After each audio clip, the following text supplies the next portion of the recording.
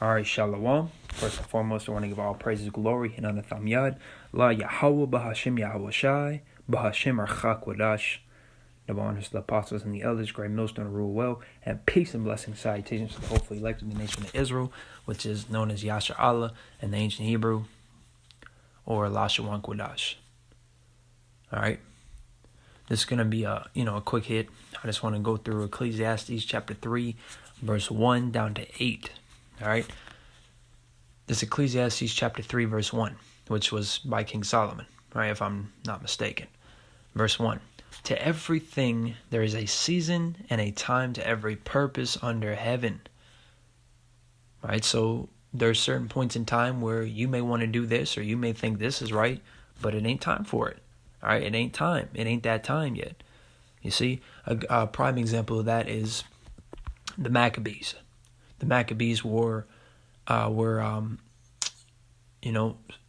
Yahweh was backing them. He was with them, and they were taking over strongholds and all that. And then later, 100 or so years later, Yahweh Shai was on the scene. Then you had the group, a group called the Zealots. All right, but Yahweh wasn't with the Zealots. All right, because it wasn't time for that no more. All right, it was a different time. It was time for the word to be pushed. All right, whereas before the Maccabees were taking strongholds. All right, that shows right there that there's a time and a season for every purpose. All right.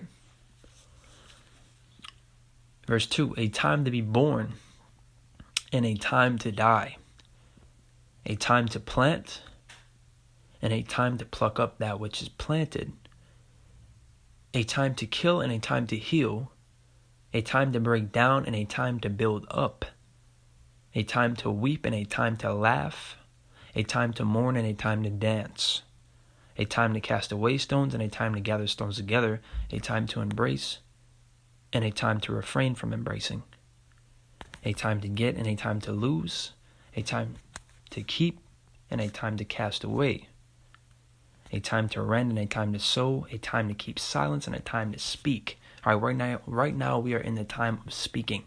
All right, speaking the words of Yahweh Bahashim Yahweh Shai. All right, on the highways and byways and on YouTube. All right, and whatever other platform you may do on the very, very side. Some brothers do Instagram. All right, Facebook. You may put stuff up on Snapchat. Get the word out through the unicorn, the internet. All right, which Yahweh Shai has blessed us with. All right, to wake up the elect, pursuing the Matthew 24 and 14, that the end is not going to come until the gospel has been preached throughout all nations. All right, or that is a witness on all nations, because the elect are scattered. All right, Baruch 4 and 37 tells us that they're going to be gathered from the east to the west, all over. All right, but mainly the elect are in America, but they're all over the planet. All right, and this internet, it cuts down the time so much quicker. All right, so we're in the time of speaking. We're in the time of lifting up our voice like a trumpet. All right, blowing that trumpet as watchmen of the nation of Israel. All right, this is verse 8. A time to love and a time to hate. A time of war and a time of peace. All right, right now we're in war. All right, but not just any war. We're in spiritual war. All right, this is a spiritual warfare that we're fighting. All right, the weapons of our warfare, as quoted by Apostle Paul, the weapons of our warfare are not carnal, but mighty in the tearing down of strongholds. All right, let me actually just get it. This is 2 Corinthians chapter 10, verse 3 down to 5. All right, for though we walk in the flesh, we do not war after the flesh. For the weapons of our warfare are not carnal, but mighty through Yahweh to the pulling down of strongholds, casting down imaginations and every high thing that exalted itself against the knowledge of the Most High, and bringing into captivity every thought to the obedience of Hamashiach. All right. So we're not literally pulling out straps. All right. We're not literally pulling out blades. We're not literally pulling out any of that, man. The only thing we're pulling out is the scriptures. All right, but yet the scriptures is cutting these people to pieces, man, to bits and pieces. Let me get Hebrews chapter 4, verse 12. Because this is the greatest weapon you can have, man, the truth, the raw truth. All right, Hebrews chapter 4, verse 12. For the word of the Most High is quick and powerful and sharper than any two-edged sword, piercing even to the dividing asunder of soul and spirit, and of the joints and marrow, and is a discerner of the thoughts and intents of the heart. All right. So this is the most powerful weapon on the planet, the scriptures, all right, the Holy Bible, all right, Old and New Testament, all right, and the Apocrypha also, but that was part of the Old Testament, all right. the entire Bible, man. All right, to the point where it's so much of a powerful weapon. It's a weapon of mass destruction spiritually, to the point where our adversaries, Esau, Edom mainly, and also our own people, are going to try to put us to death, and will put some of us to death, man. They're going to heavily persecute us on a mass scale. That's the time that we're entering into. All right, we're entering into that time of persecution. All right, we're also entering into the time of the famine of the word, when we won't be teaching anymore. All right, but rather, all hell's going to break loose. You see? And these are things that we need to be ready for. All right, let me get Galatians 4:16.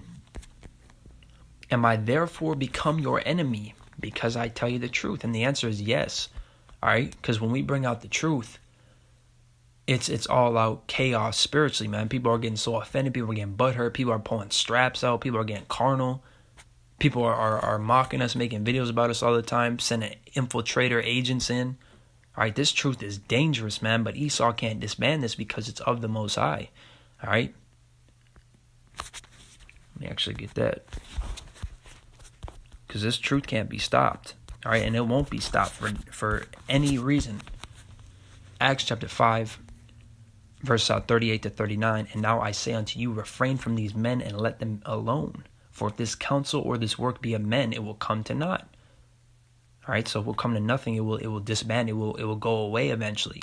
It won't have continual progress. All right, it won't complete its overall goal. All right, like the Black Panther, Nation of Islam, Christianity.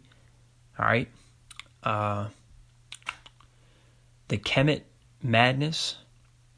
All right, but this truth, the sound doctrine that's being pushed by the apostles and elders, great Muslim on down, this is not of men. All right, this is of the Most High, Yahweh Bahashem Yahweh Shai.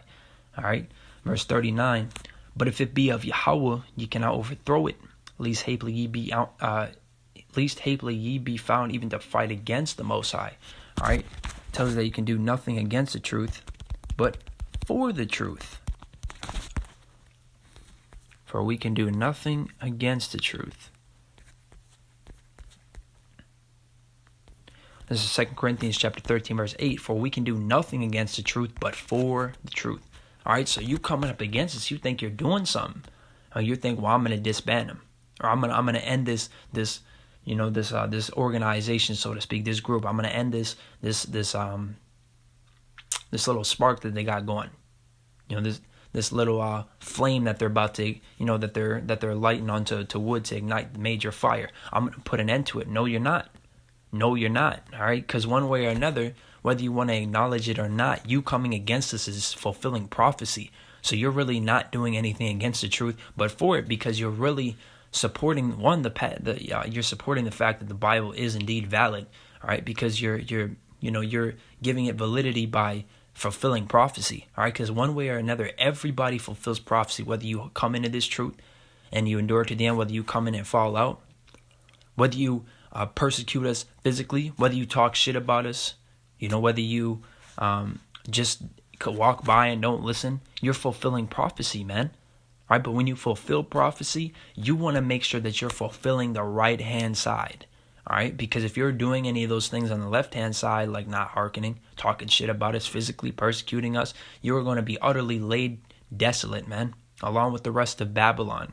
All right, you're going to be destroyed. You're going to be tormented. You're going to be judged. All right, you're going to be rewarded for your wickedness. All right, and righteously in righteousness. All right, because Yahweh is righteous and He brings judgment upon the wicked. All right, maybe not speedily, but it's coming. All right, may not be today or tomorrow or even next month, but it's coming. All right, believe that.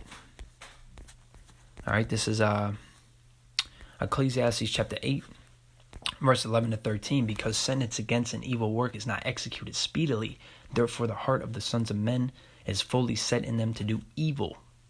Though a sinner do evil 100 times and his days be prolonged, yet surely I know that it shall be well with them that fear the Most High, which fear before Him.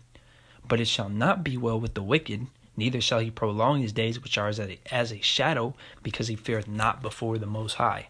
All right, so just because you're talking shit and ain't nothing happening now doesn't mean that there's no God, or doesn't mean that God isn't with us. All right, because Yahweh Bahashem Yahweh Shai is with us, man, and the Spirit, which is the reason why you're persecuting us to begin with on that level that you're doing it. Okay, because we're bringing out the truth. All right, the raw, hardcore truth that doesn't give a shit what anybody fucking thinks or feels about it. All right, because the truth is going to remain true no matter what. All right, so we're entering into the time of being persecuted, but right now it's the time to speak. It's the time to hit that plow and push it, hard and quick. All right, we're in that time of finishing the phase 1. All right, waking up the elect. All right, Yahweh is using us to wake up the elect. All right, this is Romans chapter 3, verse 3-4. For what if some did not believe? Shall their unbelief make the faith of the Most High without effect? So if you don't believe the scriptures, does that mean that nothing in it is true anymore? Does that mean that it's all just a fairy tale? No. The complete opposite. Yahweh forbid. So Yahweh says, nah, don't work like that. Yea, let Yahweh be true, but every man a liar, as it is written, that thou mayest be justified in thy sayings, mightest overcome when thou art judged. All right, so the prophecies are going to come to pass no matter what you or anybody thinks, no matter what I think even, because I ain't shit. My opinion doesn't matter. All right, we bring out the scriptures for a reason, not our own vain opinions, you see? So, I mean, that's the bottom line. All right, you can't do anything against this truth. And we're in the time of people really coming at us. All right, I mean full-scale mass physical warfare against us, man. Mass-scale demonization. All right, persecution on a level to the point where we may get tortured and put to death. All right, may get thrown out the country. Who knows, man? All right, it's the devil. What can you expect? All right, other than wickedness. But through the spirit and power of Yahweh Bahashim Yahushai, we will prevail, and the truth will always flourish and win. All right, we already got the winning side, man. It's like when you walk into, superhero movies, or at least for the most part, you already know that the good guy is going to win. You already know they're going to win. All right, and that's just like this. All right, that's just like this. We already know we're going to win through the spirit and power of Yahweh Bahashim Yahushai. We just need to live it out. All right, we just need to finish the course. All right, so with that said, I want to give all praises, glory, and honor Tham Yad, like Yahweh Bahashim Yahushai Bahashim Archak Wadash. Double honors to the apostles and the elders, great millstone, rule well, and peace and blessing salutations to the hopeful elect of the nation of Israel, which is Yasha Allah, and the ancient Hebrew also known as Allah Shwan Kodash. With that said, Shalom, Wa Mawath Lababal.